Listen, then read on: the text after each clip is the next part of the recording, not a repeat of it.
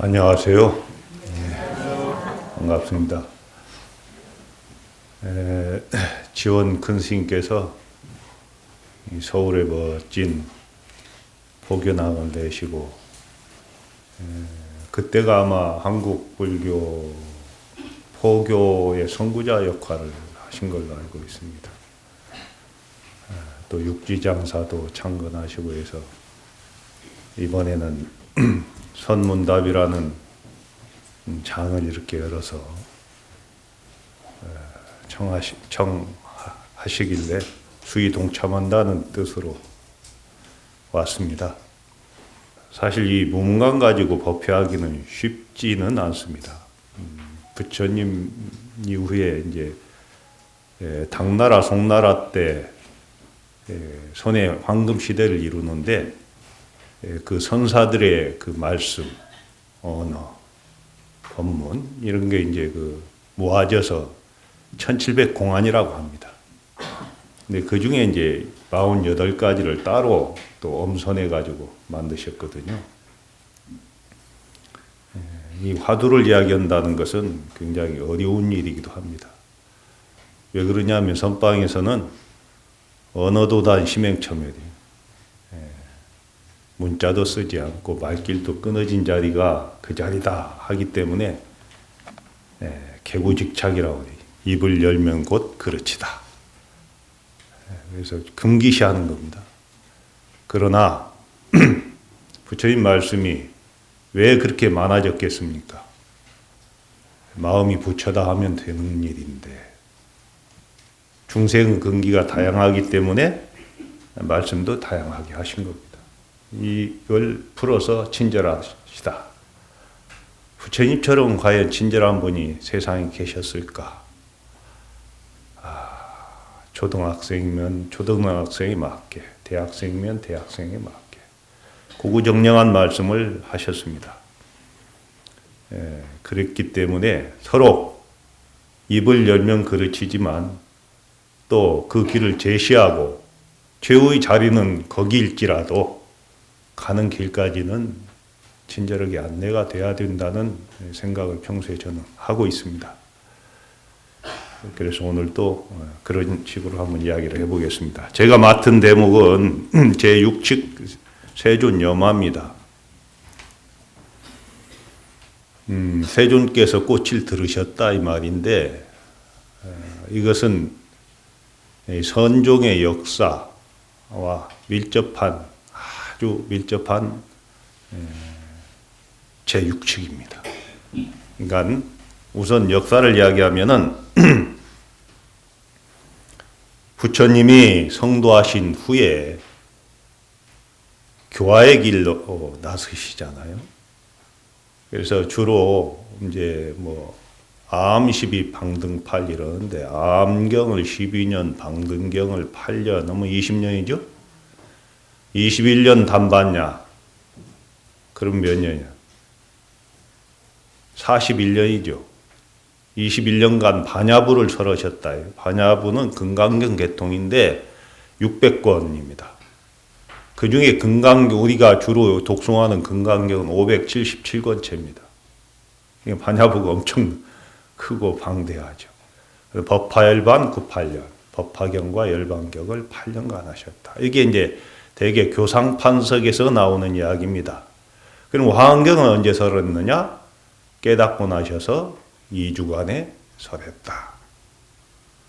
그 사이에도 많은 경전을 말씀하십니다. 그러나 진짜 말씀하시고 싶은 것이 있었다 이 말이지. 그래서 부처님이 영산회상, 영축산에서 법문을 하실 때입니다. 한국에도 영축산이 있습니다만은 인도에는 영축산이 있습니다. 거기를 영산회상이라 합니다.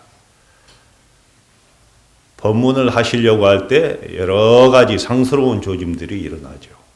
꽃비도 내리고 음악도 울리고 땅도 진동하고 이렇게 제가 법상에 올라오기 전에 이렇게 가사장삼을 수하고 오니까 또 그 청법가도 하고 그러지 않습니까? 근데 부처님이 꽃비가 내렸을 때 그때 말씀하시지 않고 꽃을 하나 들어보였다. 이것이 세존 염화입니다. 선의 원류를 여기로 삼습니다. 그러니까 세존께서 서가모니 부처님께서 교화를 하시다가 이제 마음을 전하는 일입니다. 이게 영산회상 염화미소라고 하는데 영축산 영산회상에서 꽃을 들어보니까 가섭이 미소지었다. 이것은 선의 삼처전심이라고 하는데요. 세 곳에서 마가섭에게 부처님이 전하신 겁니다. 이것이 첫 번째입니다. 이것이 선중의 어떻게 보면은 최초 역사라고 할 수 있습니다. 한번 내용을 보시죠. 세존께서 옛날 영산회상에서 설법하실 때, 교재가 있죠? 예, 46페이지입니다. 영산회상에서 설법하실 때 꽃을 들어 대중에게 보이셨다. 그때 대중들은 모두 말이 없었으나 오직 가섭존자만 빙글에 미소를 지었다. 세존께서 말씀하셨다. 내게는 정법 안장, 열반묘심, 실상무상, 미묘법문이 있는데 문자로 내세우지 않고 교밖에 별도로 전하여 마가섭에게 전달하노라. 이게 이제 염화미소의 전 과정이죠. 우선 한번 보겠습니다. 가섭이라는 분은 부처님 제자 중에 그 도타제일이라고 10대 제자 가운데 아주 뛰어난 제자였습니다. 부처님 당시에는 사리불 존자나 목걸련 존자도 10대 제자 안에 들었지만 이 마가섭이 부처님의 시민을 이어받는 결정적 장면입니다. 이게 꽃을 들었다. 이것은 우리 여기 지원 큰 스님께서 이 책 해설에 멋진 파워풀한 퍼포먼스를 대중에 보이셨다 이렇게 하셨는데 인류 최초로 꽃을 든 남자입니다. 부처님. 부처님은 최초가 많아요. 제왕절개 1호입니다. 우엽탄생. 또 천상천하여화독존. 하늘 위와 하늘 아래 오직 나홀도 높다. 인류 최초 평등선언입니다. 이것은 부처님 당신한테 한 말이 아니고 일체 중생이 전부 불성을 지니고 있기 때문에 그것은 위아래가 없다. 평등하다. 정말로 세계 최초가 많아요. 자, 꽃을 들어 보였다. 이것은 말씀이 필요 없는 자리입니다. 염화라는 이름에서 집을 첨자인데 여기서 염자로 읽습니다. 그래서 염화실이라 하면은 조실이나 방장 스님이 쓰시는 처소를 염화실이라고 하죠. 그러니까 시민을 이어받은 분만이 가능한 쓸 수 있는 방이 염화실이요. 근데 마가섭에게 첫 번째 꽃을 들어 보이니까 1250명이 전부 어리둥절 하는데 한 사람만이 웃었다. 지금 여기에 계시는 법회 대중들께서 한 분이 웃고 있으면 내 눈에 들어오잖아요. 그죠? 그와 마찬가지입니다. 두 번째는 여기서 역사를 다시 이야기하면은 두 번째는 다자탑전 분반자입니다. 여기는 영산회상 염화미소고 다자탑전 분반자는 다자탑 앞에서 부처님이 법문하시려고 하실 때 다자탑이라면 다보열애를 증명으로 모시는 겁니다. 저도 지금 우리 부처님을 뒤에 이렇게 모셨잖아요. 이것은 부처님을 증명으로 제가 부처님 말씀을 대신하는 겁니다. 부처님도 다보열애를 증명으로 석가열애가 설법하시는 겁니다. 불국사에 다보탑과 석가탑이 있듯이 그런 형상이죠. 거기에서 법문하시려고 할 때 가섭존자가 앉을 자리를 찾고 있을 때 부처님 불렀다가 가섭 이리 오너라. 그래서 제가 앉은 자리를 반으로 나눴다. 이게 다자탑전 분반자입니다. 그러면은 거사님 이리 와서 여기 앉으시죠 하면 앉겠어요? 아이고 관두시지 마시지 이러는데 딱 앉아.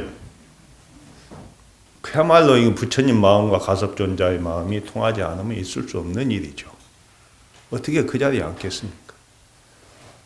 이게 두 번째입니다. 세 번째는 부처님이 돌아가셨을 때 부처님을 상징하는 나무가 몇 가지가 있어요. 부처님 어느 나무에서 태어나셨어요? 무수입니다. 무우. 그 없을 무자, 근심 무자니까 근심 없는 나무라 하는데 절에 가면 화장실을 해우소라고 해요. 근심 푸는 곳입니다.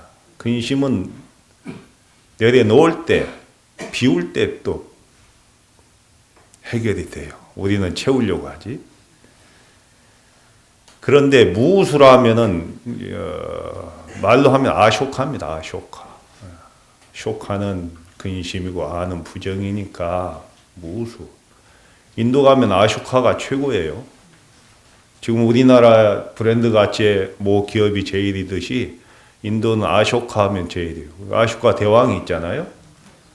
그 상표, 그 계급이 있어요. 별보다 더 높은 게 이 아쇼카에 있다는 거예요.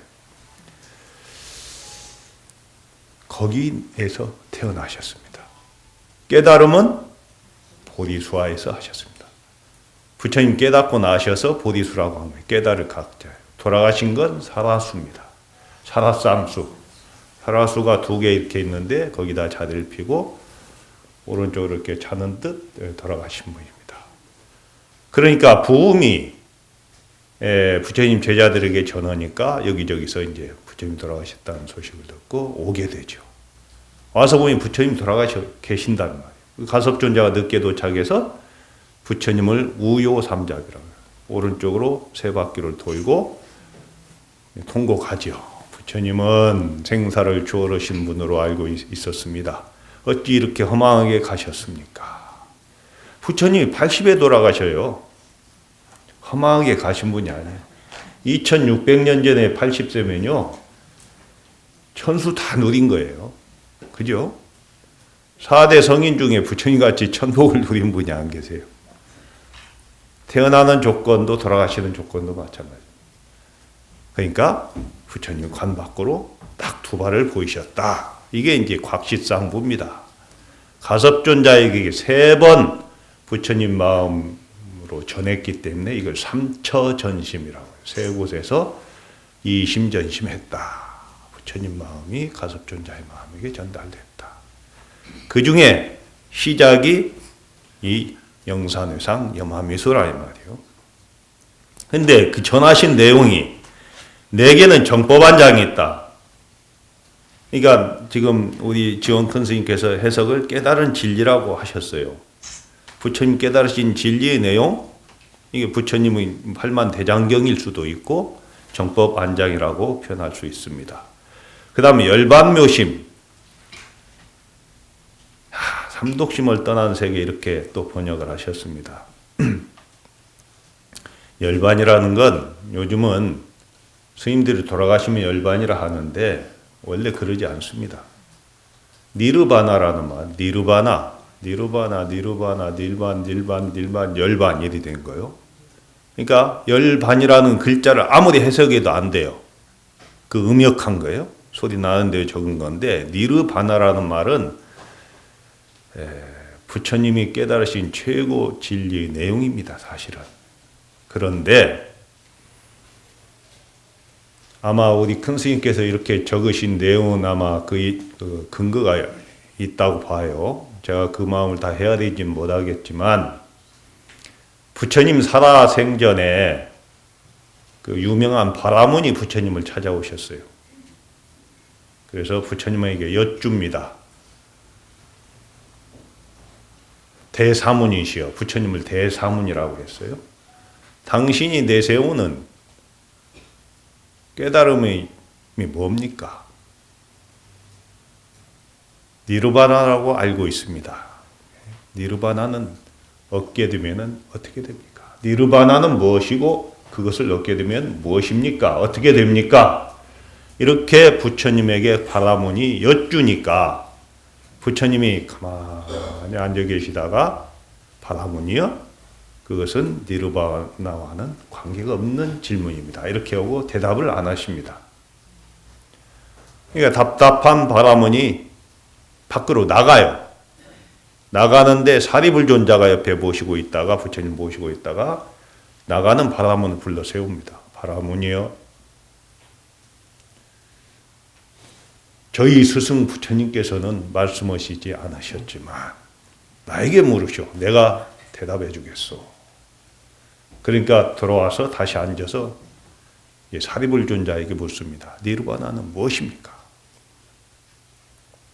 그러니까 사리불존자가 탐내고 성내고 어리석은 불꽃이 활활 타오르고 있을 때 이 불꽃이 완전하게 연소된 것을 니르바나라 합니다. 이렇게 이야기합니다. 즉 탐내고 성내고 어리석은 이 삼독심이 완벽하게 꺼진 상태다, 이렇게 설명을 해요. 그러니까 재차 묻습니다. 그러면 그 니르바나를 성취하게 되면 어떻게 됩니까? 하니까 사리불존자가, 자, 여기에 이 나무에 불이 타고 있다 칩시다. 이 불이 다 탔을 때, 나무가 다 타고 불이 사라졌을 때 당신의 질문은 지금 그 불꽃이 어디로 사라졌습니까? 하는 질문과 똑같습니다. 이렇게 대답해요. 사라지면 그걸로 끝난 거예요. 바람이 그때 끄떡끄떡하고 나갔다 이 말이에요. 부처님께서 사리불존자보다 못하셔서 대답을 안 하셨을까? 그건 아니겠죠. 부처님은 직접 대답하시기보다는 스스로 깨치게 만드는 분입니다. 그래서 질문을 유도하시죠. 바른 쪽으로 질문할 수 있도록. 질문이 좋아야 대답도 잘 나오는 거니까. 그런데 열반이 죽음을 상징하게 된 건 부처님이 돌아가셨을 때 일입니다. 니르바나는 이 깨달음을 상징하는 거였는데 삼독심이 사라진 것은 완전히 깨달았다는 뜻이잖아요. 근데 부처님이 돌아가셨을 때 완전히 무여열반했다 이랬어요. 이제는 지수화풍 4대로 이루어진 육신마저도 소멸되어 버렸기 때문에 완벽한 열반이다. 그래서 우리가 육신이 있을 때의 열반은 유여열반이라고 그러고, 이제 깨닫고 나서 부처님처럼 돌아가셨을 때를 무여열반이라고 해서 니르바나가 열반이 죽음을 상징하는 것처럼 표현하는 것처럼 됐지만 진짜 열반은 그러지 않아요. 완벽한 깨달음을 성취한 이 경지를 이제 니르바나라고 합니다. 쉽게 이야기하면 탐내고 성내고 어리석은 불꽃이 사라진 상태다 이 말이죠. 그 다음에 실상무상, 진실한 모양은 모양이 없다. 진실한 모양이 뭘까요? 보이지 않는 걸까요? 또 모양이 없다는 건 뭘까요? 육조 해능 스님은 무상의체라고 했어요. 모양 없는 것으로서 본질을 잡는다 이랬는데 모양이 없긴 왜 없겠습니까? 지금 이 법당에 가득한 여러분들 제가 보이죠? 저는 모양이 있습니다. 그죠? 근데 모양 이전에 본질은 보이지 않죠. 그러니까 사람마다 체상용이 있습니다. 체는 본질입니다. 보이지 않습니다. 상은 모양이죠. 용은 작용입니다. 손이 뭘 쓰느냐. 이게 손으로 뭘 집는다, 뭘 집어서 먹는다, 이런 게 이제 작용입니다. 누구나 이걸 다 갖추고 있어요. 그러나 진짜 보이지 않는 것, 이 본질입니다. 우리 부처님을 맞이하면 청정법신 비로자나불은 법신인데 이게 본질입니다. 원만보신 노사나불은 원만한 30 이상 80종으로 갖춘 부처님. 이건 상이죠. 1100억 화신 서가모니불. 화신. 변화한다 이 말이에요. 중생 구제를 위해서 다양한 모습으로 나투신다. 이건 작용이죠. 이 다 최상용에 다 들어가 있어요. 물론 최상용, 최용호 원리는 중국 원리지만 그 이전 인도에서도 다 이게 적용되는 거예요. 모양이 없다. 일단 모양이 있습니다. 그죠? 그러나 모양에서 모양을 떠난 게 무상입니다. 모양에 집착하지 않는 겁니다. 이게 일반적인 상이고, 여기서 말하는 실상이라는 것은, 진짜 실다운 모양이라는 것은 모양을 초월한 거겠죠. 왜? 모양은 한계가 있잖아요. 아무리 크다 해도 안과 밖이 있으면 크다 하지 않습니다. 그죠? 안과 밖이 있기 때문에 모양이 있다는 이야기요.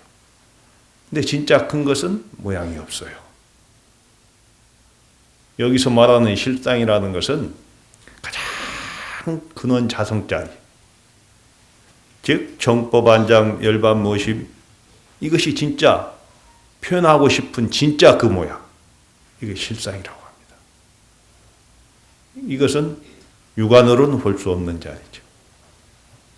지혜의 눈, 진리의 눈, 부처의 눈, 이 안목이 열려야 볼 수 있는 이 실상, 이게 제법 실상을 이야기합니다. 그러나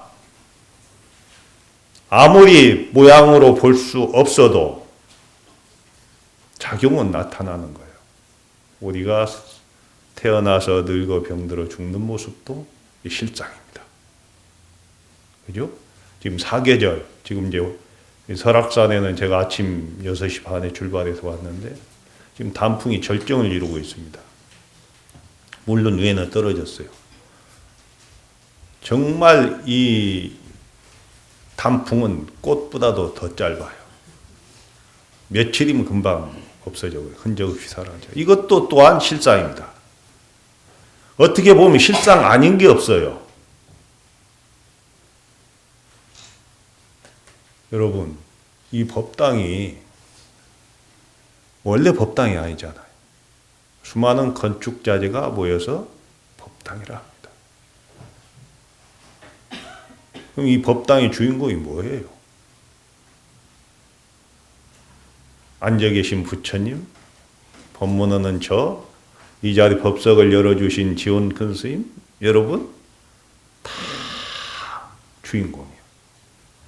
이 주인공의 가치는 동등합니다. 누가 위고 누가 밑이고 이게 없어요. 있는 그 자체로 완벽한 것, 이것이 실상입니다.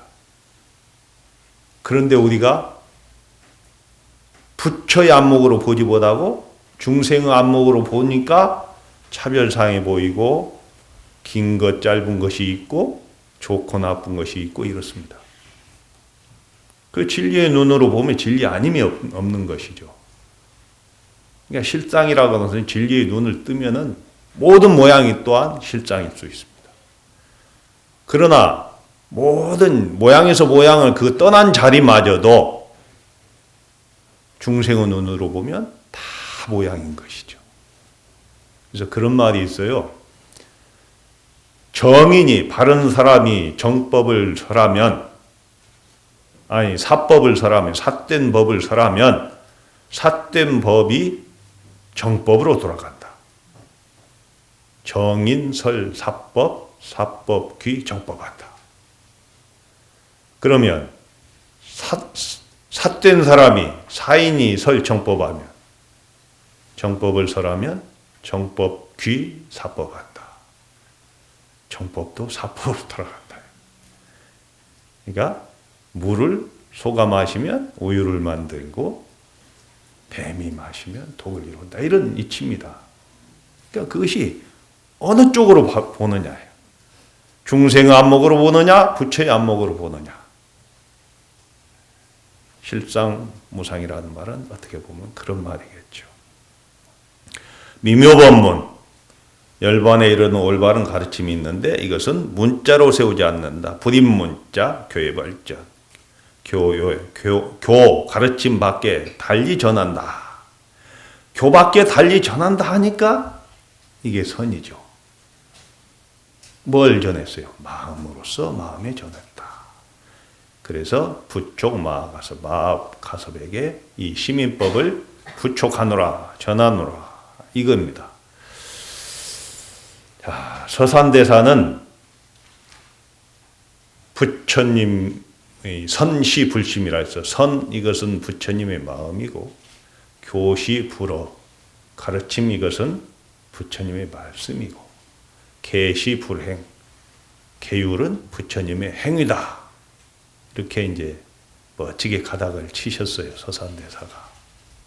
근데 선은 말 없음으로 시작해서 말 없는 곳에 이르는 것입니다.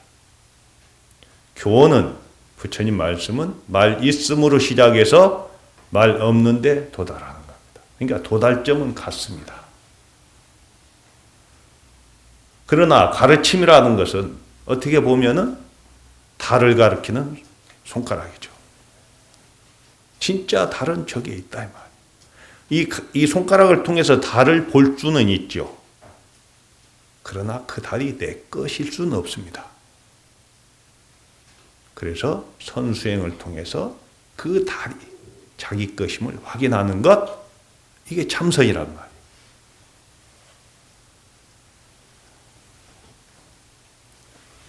자, 이 해설을 한번 보시죠. 이제 우리 윤지연 스님께서 하신 말씀이 세존이 영산회상에서 꽃을 든 이유는 무엇일까? 부처님께서는 참으로 멋진 파워풀한 퍼포먼스를 대중에게 보이셨다. 이 인류 역사상 최초로 깨달음을 행위예술로 보이시면서 정법안장, 열반묘심, 실상무상, 미묘법문을 가섭에게 전하셨다. 이 세상은 마음꽃으로 장엄된 세상임을 오직 이 사실을 가섭만이 알지 못했을까? 참된 모양은 모양이 없는 세계로서 거울의 봄바탕과 같은 실상무상의 경지를 선에서는 언어도단 심행첨이라고 표현한다. 즉 불인문자 교회별전이라는 것은 진짜 그 실상의 자리, 열반묘심의 자리는 글로써 표현할 수가 없겠죠.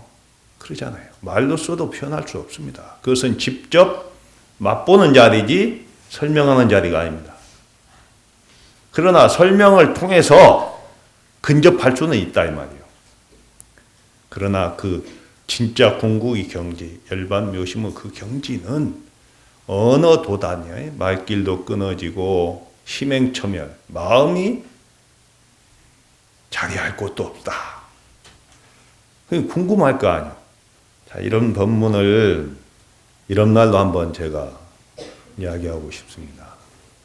우리 그 선사 스님 중에 그 멋진 개송을 남기신 구절을 하나 인용하면 산당정야 자무원 적정요요 본자연 하사서풍 독립야 일성안한 여장천 염송에 나오는 말씀인데 자 여러분 한번 이 풍광을 한번 생각해 보세요. 산당이라면 산에 있는 집이니까 조그만한 절이겠죠. 뭐 암자보다도 더 적은 절, 산당 정야 막 고요한 밤이 됐어요. 근데 홀로 사시는 이 스님이 좌무원이네 어두운 밤에 묵묵히 앉아서 말이 없어요. 선정산매에 들었다 이 말이요. 이걸 한번 상징해 보세요. 상상해 보세요. 그런데 주변 어때요? 적적 요요 본자연. 적적하다, 고요하고 고요하다. 요요도 또 고요하고 또 고요하다. 본자연, 본래 스스로 그러하다. 지금 정말로 평화로운 밤입니다. 안으로는 이 스님의 마음도 평온하고 밖으로는 그 어둠의 세계에도 평온해요. 이럴 때 하사서풍 독립야인고 무슨 일로 서쪽에서 부는 바람은 임야를 흔드는 거. 바람이 하나 막 불었단 말이에요. 그러니까 임야가 흔들리는 거예요. 낙엽도 우수수 떨어지고. 그러니까 고요한 밤에 고요가 깨진 거지. 그러니까 어떤 일이 일어나나요? 일성한한 여장천 꽥 하는 이 한마디 소리. 한안이라는 말은 이 지금처럼 좀 차가운 나뭇가지 위에서 잠을 자고 있는 기러기를 이야기합니다. 이게 잠을 자다가 바람이 불어서 나뭇가지가 흔들리니까 툭 잠을 깨면서 꽥 하면서 날아가는 소리가 여장천, 저 구만리나 되는 장천의 넓은 하늘에 울려 퍼진다. 울음소리가. 이걸 이야기해요. 근데 이것은 그냥 풍광이고 진짜 무서운 말이 여기에 들어가 있어요. 서풍은 하사서풍이잖아. 서쪽에서 부는 바람이네. 그러면 우리나라에서 서쪽은 중국이고 중국에서 서쪽은 인도입니다. 그러니까 여기서 서풍은 2600년 전에 태어나셔서 부처님이 성도하신 뒤에 또 태어나시면서도 천상천하유아독종 깨닫고 나셔서도 기재기재다 기특하고 기특하다 일체 중생에게 열애원만덕상에 본래 갖춰져 있다. 이렇게 말씀하신 부처님을 지칭하는 이야기요. 즉 부처님 당신 진짜 부질없는 일을 했습니다. 이 뜻이라요. 본래 청정하고 본래 맑아 있고 본래 고요하고 그 깨달음의 세계는 가히 표현할 수 없는데 왜 허튼 소리 했소 이 말이야. 그러니까 이 평화가 깨져서 잠자는 기러기마저도 외마디를 지르고 날아갔다. 자, 이건 진짜 부처님 제자이면 할 수 없는 이야기입니다. 근데 우선 보면 부처님을 욕하는 것 같죠. 부처님 제자로서. 그러나 이 말씀이야말로 부처님을 정말로 높은 곳에 올려놓은 겁니다. 부처님이 그걸 모르겠습니까? 그러니까 불인문자 교회별전이라고 하셨잖아요. 부처님이. 그러나 당신은 흙을 묻히지 않고는 이 고통받는 중생들을 구제할 수 없기 때문에 부처님은 직접 길에서 길로 다니시면서 교화의 길로 나서셨던 것입니다. 부처님의 위치에서 보면 당연한 것. 또 이 선의 종기를 깨달은 부처님이 제자로서는 또 당연히 할 수 있는 말이에요. 다 옳은 거예요. 다 옳은 것. 이게 깨달음의 세상이에요. 자, 이제 이 무문간 48찍을 지은 엮으신 무문 스님의 말씀 한번 들어보시죠. 47페이지 밑에서 다섯째 줄. 무문, 무문 스님은 송나라 때뿐이고 임재종의 그 양기파, 그러니까 우리 조계종이 임재종의 양기파에 해당해요. 지금 그 법맥이 이렇게 흘러왔어요. 황면구다. 황면은 노란 얼굴이라는 말이에요. 금빛 얼굴. 부처님이 지금 무슨 색이에요? 금빛색이기도 하고 또 그 우리가 황인종이죠. 황인종이 진짜 성공한 거예요. 구담이라는 말은요. 이 고타마라는 말이에요. 고타마. 고대 인도의 구담 선인의 성씨가 고타마인데 부처님이 고타마시타르타죠. 고타마시타르타. 그것을 그냥 한문으로 쓰니까 구담이 된 거예요. 그러니까 여기서 황명구담은 서가모니 부처님입니다. 지금도 샤카족이 있어요. 인도에. 부처님을 그 집안이라고 해서 자랑스러워하는 사람들을 만나본 적이 있습니다. 근데 무문 스님이 부처님을 이렇게 표현했어요. 황명구담이 방향무인이라 주위에 아무 사람이 없는 것처럼 앞양위천 양민을 억지로 노예로 삼고 현양 두매구육 양머리를 내걸고 개고기를 팔고 있다. 자, 이거 한번 보세요. 무문 스님이 그랬어요. 황명부담이 주위에 아무 사람이 없는 것처럼, 이 말은 안목이 있는 사람이 없는 것처럼 이 말이야. 방약이란 말은 방향무인이라는 말이니까 사람을 무시했죠. 예? 예, 전부 안목이 없는 사람처럼 지금 마가섭에게 정법안장을 지금 전하노라 이러셨단 말이요. 근데 이거 문제 있다 이 말이죠.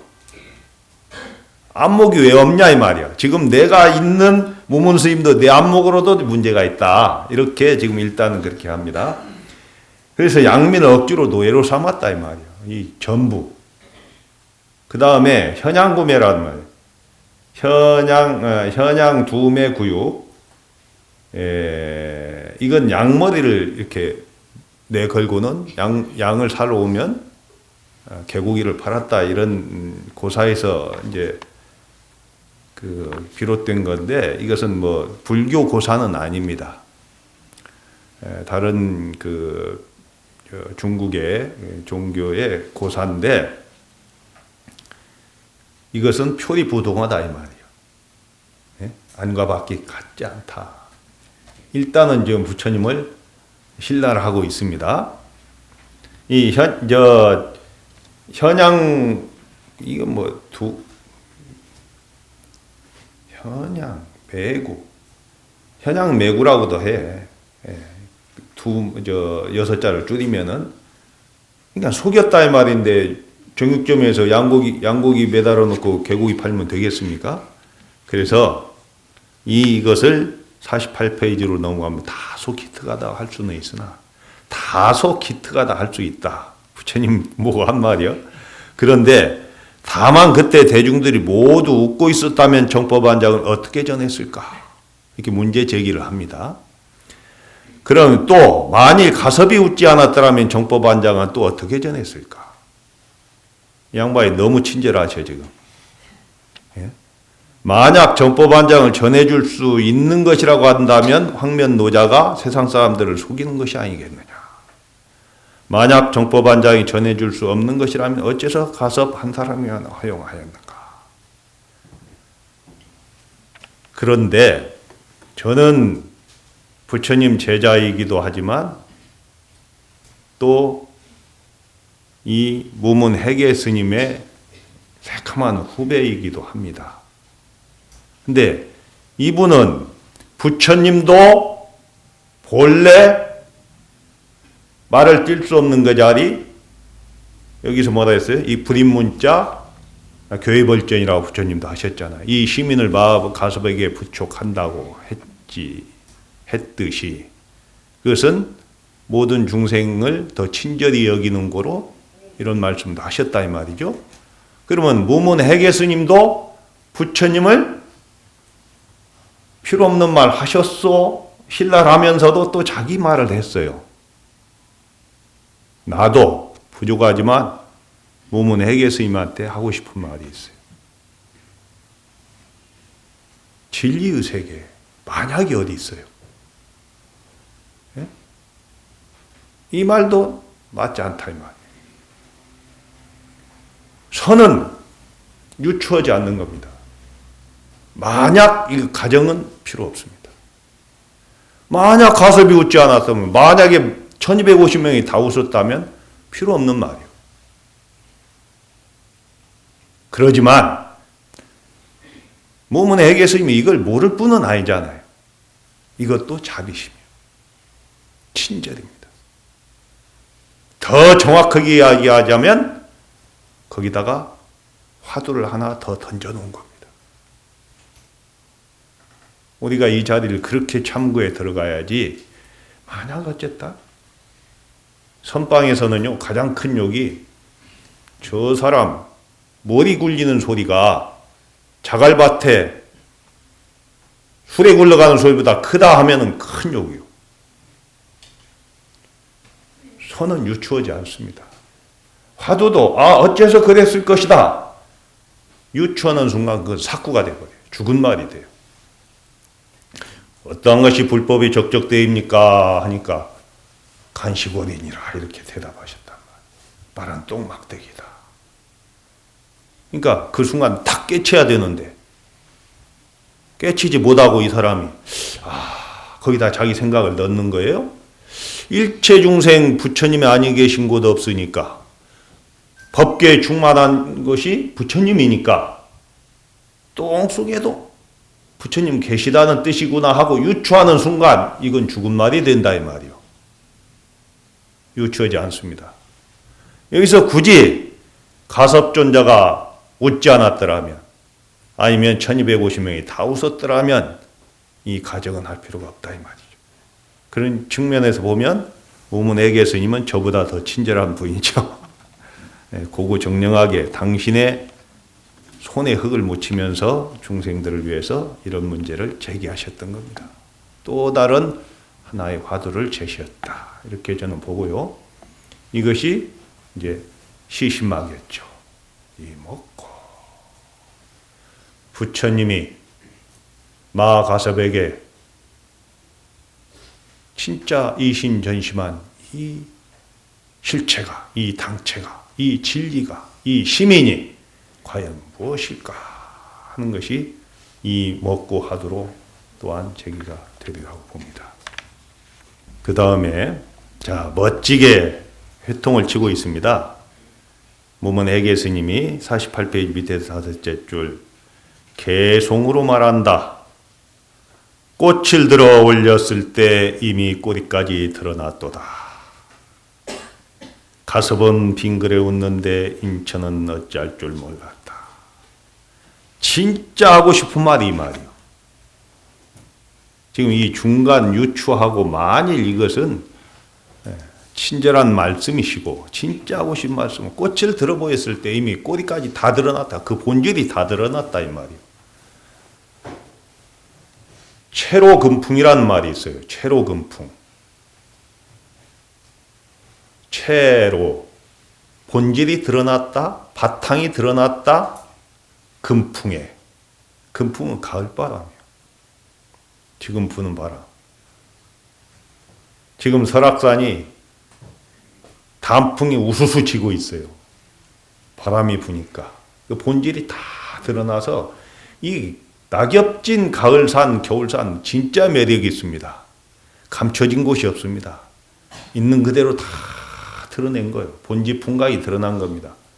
그러니까 세존께서 딱 꽃 한 송이 들어 보인 이것이야말로 세상의 진리를 그대로 다 남김없이 드러냈다 이 말이에요. 그러기 때문에 마가섭이 웃었다. 이게 그 유명한 영산회상 염화미소입니다. 네, 여기서 끝내면 좋겠는데 저도 좋겠어요. 그런데 사족은 하나 다려야 될 거 아니에요. 여러분 이 과정이 이 선문답의 과정이 마치 호수의 백조 같은 거예요. 자, 우리가 볼 때는 백조는 아름답게 호수에 떠 있지. 근데 백조의 발밑은 엄청 바쁩니다. 이 과정이 필요하단 말이에요. 마가섭에게 이 법을 부척할 때도 무문애계 스님이 이런 말씀을 하실 때도 전부 과정이 생략되어 있지만 치열한 과정이 필요합니다. 그냥 앉아서 이러고 있다가 한마디 던져주니까 깨치겠습니까? 그 깨치는 과정이야. 섬뜩한 그 빛이 번쩍하는 사이겠지만 거기까지 오기 전까지의 과정은 말도 못하는 겁니다. 치열합니다. 아무 질문이나 한다고 아무 대답이나 한다고 깨칩니까?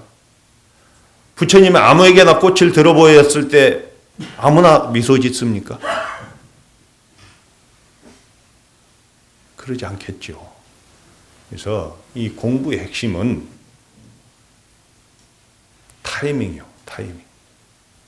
이걸 고전으로 말하자면 줄딱동시입니다. 줄이라는 말은 닭이 알을 품어서 21일 만에 알이 부화돼요. 그러면 이 끈기 같은 체온이 알을 부화하는데 진짜 필요한 거예요. 이 끈기 없이 또 같은 체온 없이 알이 깨어나겠습니까? 어미닭이 조금만 게으름 펴도 안 돼요. 알은 골아버립니다. 21일간 어쨌든 같은 막 열을 가했다가 좀 있다가 이거 안 되는 거예요. 이랬을 때 끈기와 같은 체온으로 21일간 지속시켰을 때 엄마 나 나갈게요 하는 신호를 안에서 보이는 게 줄입니다. 알에서 나는 이 신호인데 이거 어미닭이 아니면 알을 품고 있는 닭이 아니면 느낄 수 없는 거예요. 엄마 나 나갈게요. 그런 순간 정확하게 탁 그 자리를 쪼아주는 것 이게 탁이요. 그러니까 줄과 탁이라는 말은 스승과 제자 공부가 익었을 때 탁 터치해 주는 것이지 억지로 막 만들어 갖고 때려서 가르치기 이런 게 아니란 말이에요. 이것이 동시다. 줄과 탁이 동시다의 줄탁 동시요. 그러니까 지금 부처님께서 마가섭에게 시민을 전한 것도 이겁니다. 그냥 마가섭이 출가할 때 꽃 들어 보였겠냐고. 그게 아니에요. 성숙시키고 성숙시켜.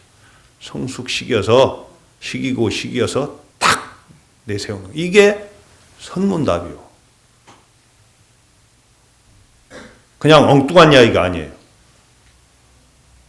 그 선문답의 그 가장 밑바닥 그 저변 그럼 뭘로 이것이 깨달았다 못 깨달았다 할 것인가?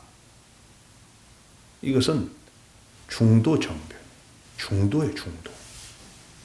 중도라는 것은 양극에 치우치지 않는 거예요. 있다는 생각에 치우친 걸 상견이라고 그래요. 항상 사자. 없다는 생각에 빠져 있는 걸 단견이라고 해요. 우리는 공을 이야기하지만 공에 떨어지는 것을 낙공이라고 해서 금기시합니다. 금강경도 전편은 공하다. 근데 후편은 공도공하다. 공도공하다. 공도공한 자리에서 묘유가 나오는 거예요. 그러니까 한 생각에 치우치는 걸 이것은 편견이라고 합니다. 한 생각에 치우친 편견으로 진리를 체득한다? 있을 수 없는 일이요. 진리는 상대성을 초월해 있어요. 세월 따라서 변하는 것 진리가 아닙니다. 진리란 자연스러운 상황에서 인위적 이심을 가하지 않았을 때 물이 위에서 밑으로 흐르는 겁니다. 그래서 법법자가 물수변에 갈 것자 아닙니까? 요즘은 기술이 좋아져 갖고 품어 올리기도 하지만 이건 인위적인 것을 넣은 거잖아.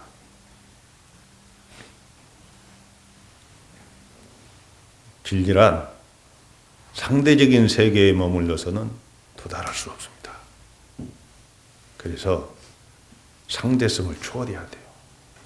근데 상대성을 초월한다고 뭘 없애고 뭘 만든다 이게 아니고 자, 색불이공 공불이색. 색이 모양이 공과 다르지 않다. 공불이색.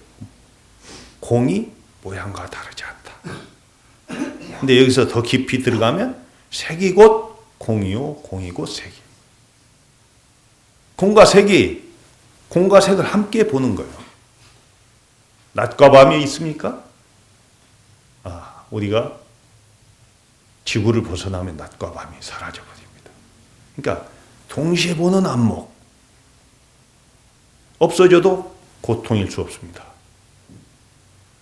없는 것이 생겨도 굳이 그렇게 즐겁지 않습니다. 항상 법의 세계에서 논일기 때문에 이걸 법피선열이라고 하는데 깨달은 자들, 중도, 정견을 체득한 자들의 생활은 그렇습니다. 이것이 아까 제가 서두에 말씀드린 니르바나를 제득한 사람들의 삶이겠죠. 근데 그러지 못하면 비교 분석하게 됩니다. 고통은 비교하는 데서 옵니다. 나는 누구보다 못 산다. 이건 고통이요. 다 죽는다 하면 죽음은 자연스러운 일인데 나는 왜 빨리 죽어야 되나? 이게 또 고통이요. 비교하는 데서 고통이 와요. 그래서 비교를 없애야 돼요. 그런 바른 안목이 중도입니다. 중도. 근데 중도의 시련은 그냥 이야기로 되느냔 말이에요. 그러지 않아요. 그 가까이는 갈 수 있어도.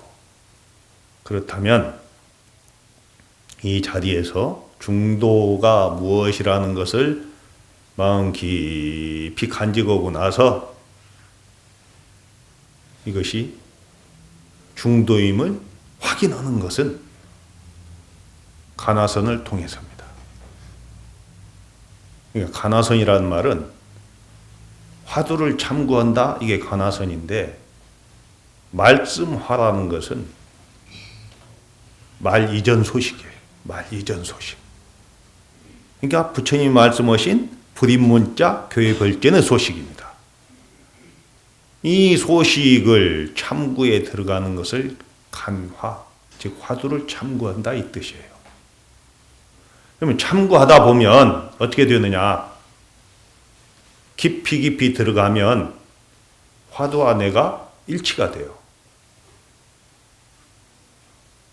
더 깊이 들어가면 한 덩어리가 돼서 화두와 내가 분리가 안 돼.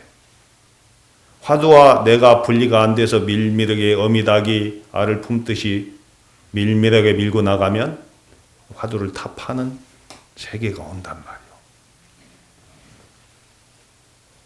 화두를 타파했을 때 그 깨달음의 내용이 중도 정견이라는 말이죠. 그래서 이제는 중도 정견을 진짜 깨달은 자들은 생활에 달라집니다. 생활에 달라질 수밖에 없지. 안목이 열렸는데 껌껌했을 때 어디 갔겠습니까? 그래서 그냥 빈배같이 떠놀면서 행인을 실어 나르기도 하고 중생교화도 하고 또 선행도 하고 이렇게 중생에게 그 깨달음을 널리 회양하는 분, 이런 분이 부처님이고 깨달은 자의 생활이다. 그러니까 부처님의 행위가 개라고 하지만 그것이 깨달은 자의 생활입니다. 선정 속에서 늘 머무르면서도 그 깨달음을 실현하는 것, 이게 친절이란 말이에요. 그래서 제가 오늘 두 절을, 여기까지 세 절을 소개해야 돼요. 삼보사, 육기장사, 이 절도 정말 아름다운 절이에요. 근데 부처님이 여기다가 또 두 절을 더 해야 돼요. 친절과 간절이요. 간절은 내가 본래 부처임을 내 스스로 확인하고자 하는 이런 진발심이 간절 아니겠어요? 이 간절 없이 어떻게 뭐가 돼요? 간절하지 않아요. 공부가 안 된다 이러지 말고 간절한 생각이 안 들어가 있기 때문에 공부 안 되는 거예요. 여러분이 이 순간 제일 우선순위가 뭐예요? 그게 간절이잖아. 그 다음에 친절은 간절함으로 해서 본래 본인이 부처임을 확인하는 순간 널리 이웃에게 이 깨달음을 회양하는 것이 친절이요. 부처님처럼 84,000법문도 하시고 우문 회계스님처럼 또 이런 의심을 가지고 있는 사람들에게 대신 의심해 주는 것도 또 친절입니다. 친절의 제목은 많지요. 얼마든지 있습니다.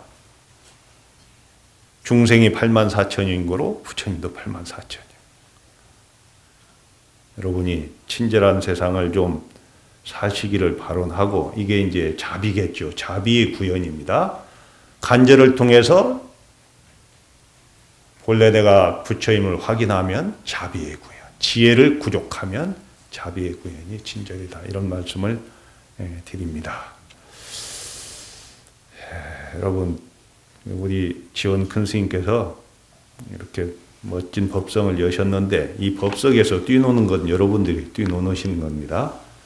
그래서 여기에서 끝나지 마시고 이 기회를 통해서 이 선을 좀 생활화 좀 해봤으면 좋겠어요. 언제까지 나무 돈 셀 겁니까? 그러죠? 그래서 틈틈이, 물론 교리도 중요합니다. 부처님 말씀은 얼마나 소중합니까? 그러나 그 소중한 말씀이 전부 내가 본래 부처라는 말씀이에요. 전부. 그것을 확인하고 중생에게 베풀어라. 이게 부처님 말씀이니까 우리 불자들도 당연히 부처님 말씀처럼 그렇게 삶을 사는 멋진 불제자가 되기를 바라옵니다. 대충 시간이 든 것 같습니다. 예, 마치겠습니다.